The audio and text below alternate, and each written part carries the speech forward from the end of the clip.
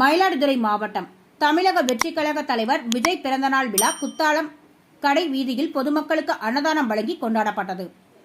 மயிலாடுதுறை மாவட்டம் குத்தாலம் கடை வீதியில் தமிழக வெற்றி கழக தலைவர் விஜய் பிறந்தநாள் விழா மிக விமர்சையாக கொண்டாடப்பட்டது.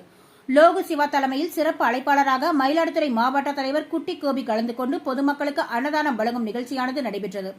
தொடர்ந்து மாவட்ட தலைவர் அன்னதானம் வழங்கி சிறப்பித்தார்.